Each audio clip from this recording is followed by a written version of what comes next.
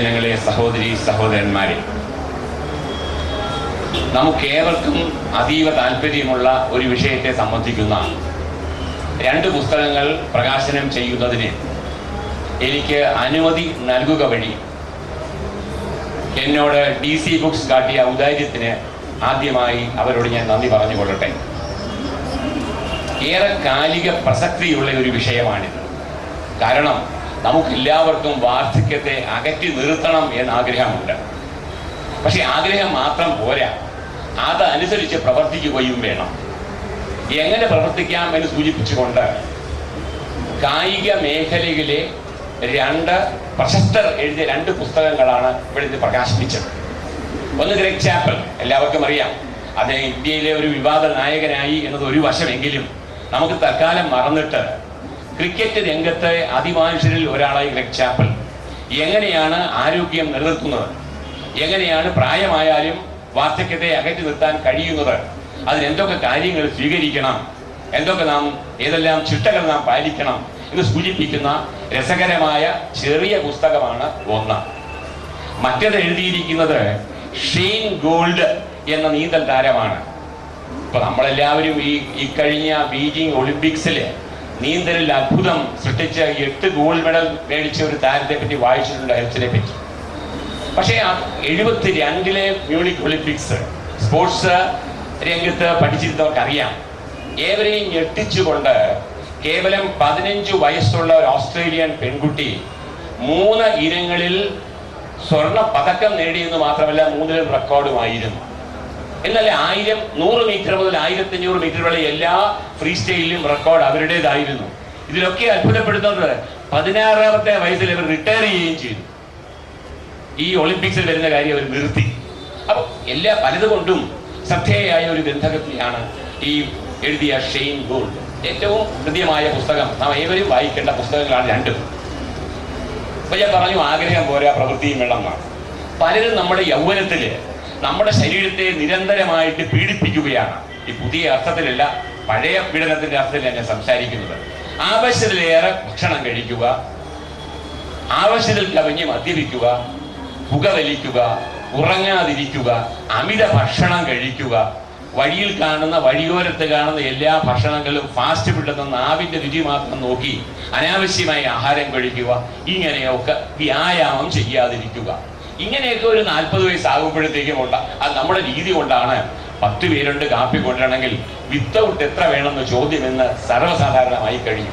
നാം ആരോഗ്യത്തെ സംരക്ഷിച്ചെങ്കിൽ മാത്രമേ നമുക്ക് വാർദ്ധക്യത്തെ അകറ്റി നിർത്താൻ സാധിക്കുകയുള്ളൂ. ഞാൻ സർവീസിൽ ഇരുന്ന ഒരാളാണ്. അപ്പൊ പലപ്പോഴും ഞാൻ ജോലിയൊക്കെ ഒരാളോട് പറയുമ്പോൾ, എന്താ സാറേ ഇനി 2 3 കൊല്ലമുണ്ട്, ഇതൊക്കെ ഞാനിനി പഠിക്കണോ എന്ന് പറഞ്ഞാൽ 52 വയസ്സ് മാത്രം ആയ ആള് താൻ വൃദ്ധനായി എന്ന് ചിന്തിക്കുകയും ആ മനോഭാവം ഉള്ളിലുള്ളത് കാരണം യാതൊരു പ്രവൃത്തിയും ആത്മാർത്ഥതയോടെ, ഉന്മേഷത്തോടെ, ഉത്സാഹത്തോടെ ചെയ്യാൻ കഴിയാതിരിക്കുകയും ചെയ്ത സാഹചര്യം നാം സൃഷ്ടിക്കുകയാണ്. അപ്പൊ അടിസ്ഥാനപരമായി ഇത് മനോഭാവത്തിന്റെ കാര്യമാണ്. ഞാൻ വൃദ്ധനായി എന്ന് ചോദിച്ചാൽ നമുക്കൊന്നും സാധ്യമല്ല. ഞാൻ 71 വയസ്സ് കഴിഞ്ഞ ആളാണ്. കേരളം മുഴുവൻ കാർ ഓടിച്ച് നടക്കും. ദിവസം ശരാശരി 14 മണിക്കൂർ ജോലി, എനിക്ക് യാതൊരു വിഷവുമില്ല. അതെന്റെ ഒരുപക്ഷെ മനോഭാവം കൊണ്ടായിരിക്കാം. ആ മനോഭാവം ഏറ്റവും പ്രധാനമാണ്. അപ്പൊ ഞാൻ വൃദ്ധനായി എന്ന് ചിന്തിക്കുന്നതിനെ പറ്റി ഒരാൾ പറഞ്ഞു, വാർദ്ധക്യം എന്നാൽ എന്റെ ഓർമ്മയിൽ എനിക്കൊരു ഫോർമുലയുണ്ട്. എന്താണ്? എന്റെ പ്രായം അധികം 15 വർഷം. പണ്ട് ഗണപതിയുടെ കല്യാണം നാളെ എന്ന് ശിവൻ എഴുതി കൊടുത്തതുപോലെ എന്ന് നോക്കാം. വാർദ്ധക്യം എന്നാൽ എന്റെ പ്രായം അധികം 15 വയസ്സ്, 15 വർഷം എന്ന് കരുതിയാൽ വാർദ്ധക്യത്തെ പറ്റി ചിന്തിക്കാതിരിക്കുകയും നാം കർമ്മനിരതരാകുകയുമാണ് അതിന് ഏറ്റവും നല്ല വഴി എന്ന് ഈ പുസ്തകം എഴുതിയ 2 പേരും ഊന്നി ആവർത്തിച്ച് പറഞ്ഞിട്ടുണ്ട്. പിന്നെ ചെറിയ കാര്യങ്ങളിൽ സന്തോഷിക്കുക, ഒരു പ്രായം കഴിയുമ്പോഴേ സന്തോഷിക്കുക, അന്യരോട് സ്നേഹിക്കുന്നു അവരോട് പറയുക, സ്നേഹിക്കുകയും ചെയ്യുക. പലപ്പോഴും ഒരു 60 വയസ്സ് കഴിഞ്ഞവരോട് സംസാരിക്കുമ്പോൾ എന്തുകൊണ്ടാണ് യുവാക്കളും കുട്ടികളും ഇവർ ഒളിച്ചോടുന്നത്? ഞാൻ 1973 കോട്ടയത്ത് തഹസിൽദാരായിരുന്നപ്പോ ആ ഫയൽ ഇങ്ങനെ എഴുതുന്ന രീതിയിൽ പഴയ കാര്യങ്ങളെ പറ്റി പറഞ്ഞ് കേൾവിക്കാരെ മുഷിപ്പിക്കുകയാണ്. നേരെ മറിച്ച് അവരോട് പറയണം, നാളത്തെ കാര്യം പറയണം, ലോകത്തിലെ നാളത്തെ മാറ്റങ്ങളെ പറ്റി, അവരുടെ ഉയർച്ചയെ പറ്റി, സമൂഹത്തിലെ നന്മയെ പറ്റി, നാളെ നമുക്ക് എന്ത് ചെയ്യാം, എനിക്ക് എന്ത് ചെയ്യാം, നിങ്ങൾക്ക് എന്ത് ചെയ്യാം എന്ന രീതിയിലുള്ള സ്വരമുണ്ടെങ്കിൽ തീർച്ചയായും അവർ താല്പര്യപൂർവ്വം. പിന്നെ വാർദ്ധക്യത്തെ പറ്റി പറയുമ്പോൾ നിങ്ങൾക്കറിയാമായിരിക്കാം, 81 വയസ്സായപ്പോഴാണ് മൊറാർജി ദേശായി ഇന്ത്യയിലെ പ്രധാനമന്ത്രി ചാർജ് എടുത്തത്. അപ്പൊ 81-ലാകുമ്പോ എത്ര വരെ പോകാമെന്ന് ഇപ്പോഴും ഒരു 81-കാരൻ ആഗ്രഹിക്കുന്നുണ്ട്, ഒരു 85-കാരൻ ആഗ്രഹിച്ചു വന്നു. അതൊക്കെ അവിടെ നിൽക്കട്ടെ, അവരുടെ രാഷ്ട്രീയം നമുക്ക് മറക്കാം. 90 വയസ്സായ ഒരാള് ഇത് ഇന്ന് തന്നെ രാജ്യസഭ കിട്ടുമെന്ന് ആഗ്രഹിച്ചിരുന്നു എന്ന് പറയുന്നുണ്ട്. അപ്പോ ഞാൻ അവരുടെ രാഷ്ട്രീയം ഏതുമായിക്കൊള്ളട്ടെ, അവരുടെയൊക്കെ മനസ്സിന്റെ ഊർജ്ജസ്വലതയും അവരുടെ ഉന്മേഷവും അവരുടെ ഉത്സാഹവും നാം വിഗണിക്കാൻ സാധ്യമല്ല. ഏത് രാഷ്ട്രീയ കക്ഷിയുമായിക്കൊള്ളട്ടെ. ഇപ്പൊ പലരും പറയാറുണ്ട് രാഷ്ട്രീയക്കാർക്ക് പ്രായമാകുന്നില്ല. എന്തുകൊണ്ടാണ്? അവരുടെ മസ്തിഷ്കം നിരന്തരം പ്രവർത്തിച്ചു കൊണ്ടിരിക്കുന്നുണ്ട്, അവരെന്നും പ്രവർത്തന നിരതരാണ്, അവർ നാളത്തെ പറ്റി ചിന്തിക്കുന്നുണ്ട്. അതുകൊണ്ടാണ്, യാതൊരു സംശയവുമില്ല. പിന്നെ ചിലര് പറയും എനിക്ക് 60 വയസ്സ് ചെയ്ത പോലെ ഇപ്പോഴും എനിക്ക് ചെയ്യാം, 20 വയസ്സ് ചെയ്ത പോലെ 60 വയസ്സ് ചെയ്യാമെന്ന് പറയുമ്പോഴോ അതിന് വേറൊരാൾ പറഞ്ഞു അതിന്റെ അർത്ഥം അദ്ദേഹം 20 വയസ്സിലും വലുതായിട്ടൊന്നും ചെയ്തിരുന്നില്ല എന്നുള്ളതാണ് ഒരാൾ പറഞ്ഞു കേട്ടിട്ടുണ്ട്. പിന്നെ കൃത്രിമമായിട്ട് ചില കാര്യങ്ങൾ ചെയ്യേണ്ടതില്ല. ഒരു ചെറിയ കഥ ഞാൻ പറയാം. 80 വയസ്സ് കഴിഞ്ഞ ഒരു എമ്പതിമാർ ഒരു വീട്ടിൽ താമസിച്ചിരുന്നു. അവർക്ക് കുറച്ച് ഓർമ്മപ്പശക് വന്നു. ഈ ഓർമ്മപ്പശക് എന്ന് പറയുമ്പോൾ നാം ഓർക്കണം, നമ്മുടെ തലച്ചോറിൽ 1000 കോടി ന്യൂറോണുകളുണ്ട്. അത് കുറെ പോയാലൊന്നും ഒരു കുഴപ്പവുമില്ല. കാരണം 10 ലക്ഷം മാത്രം ന്യൂറോണുകളാണ് ഒരു തേനീച്ചയുടെ മസ്തിഷ്കത്തിലുള്ളത്. പക്ഷേ ഈ തേനീച്ച ഒരു പ്ലെയിൻ ടേക്ക് ഓഫ് ചെയ്യുന്നത് പോലെ, ഒരു പ്ലെയിൻ ലാൻഡ് ചെയ്യുന്നത് പോലെ ഭൂമിയിൽ വന്നിരിക്കുകയാണ്, അതിന് എതിരിൽ വന്നിരിക്കുകയാണ്. എവിടെയാണ് മധു ഉള്ളത് എന്ന് അന്വേഷിച്ച് നടക്കാൻ കഴിവുണ്ട്. അത് അതേ സ്ഥലത്തേക്ക് മടങ്ങി വരുന്നുണ്ട്. അത് 200 മീറ്ററോ 300 മീറ്ററോ 500 മീറ്റർ പോലും മടങ്ങി എത്തുന്നുണ്ട്. ഈ കാര്യങ്ങളൊക്കെ ചെയ്യാൻ വെറും 10 ലക്ഷം ന്യൂറോൺ പോലും വേണ്ട. 1000 കോടി ന്യൂറോൺ നമുക്ക് ഈശ്വരൻ നമ്മുടെ തലയിൽ തന്നിട്ടുണ്ട്. കുറേയൊക്കെ പോയാലും കുഴപ്പമൊന്നുമില്ല. ഏതായാലും നമ്മൾ വൃദ്ധ ദമ്പതികൾ അവരെ ഓർമ്മ പുതുക്കുന്നതിന് വേണ്ടി, ഓർമ്മശക്തി വർദ്ധിപ്പിക്കുന്നതിന് വേണ്ടി ഒരു 15 ദിവസം ഒരു ക്ലാസ്സിൽ പോയി. അപ്പൊ ഈ ക്ലാസ്സൊക്കെ കഴിഞ്ഞ് വന്നു. ഒരു ദിവസം അയൽപക്കത്ത് ഒരു 30-കാരൻ ഉണ്ടായിരുന്നു. അയാൾക്ക് സംശയമുണ്ടായി, എന്റെ ഓർമ്മശക്തി ക്രമേണ കുറഞ്ഞു വരികയാണോ സംശയമുണ്ടായി.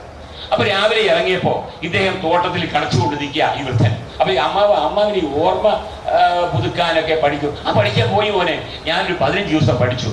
ആരായിരുന്നു പഠിപ്പിച്ചത്? അപ്പൊ അങ്ങനെ ആലോചിച്ചു തുടങ്ങി. അപ്പോ ഒരു കാര്യം ചെയ്യുക, ഈ ഒരു ചുമന്ന നിറത്തിലൊരു പൂവുണ്ടല്ലോ, ഒരു മണമൊക്കെ ഉള്ളത്, എല്ലാവരും പൊതുവെ ഇഷ്ടപ്പെടുന്ന ഒരു പൂവ്, അതിന്റെ പേരെന്താണെന്ന് ചോദിച്ചു. റോസാണോ? അതെ, റോസക്കുട്ടിയെ ആദ്യരുടെ പേരെന്തോ പാടി എന്ന് വിളിച്ചു. അപ്പൊ ഈ ഓർമ്മയ്ക്ക് 15 ദിവസം പരിശീലിച്ചിട്ട് പോലും 60 വർഷം കൂടെ താമസിച്ചിരുന്ന ഭാര്യയുടെ പേര് മറന്നുപോയി എന്നാണ് കഥയിലെ വൈരുദ്ധ്യം. ഏതായാലും ഞാൻ പറയാം, അങ്ങനെയുള്ള കൃത്രിമമായ മാർഗങ്ങൾ വേണ്ട, സ്വാഭാവികമായ രീതികളിൽ നമുക്ക് ചെയ്യാൻ സാധിക്കും. പിന്നെ മറ്റൊന്ന് ഭക്ഷണമാണ്.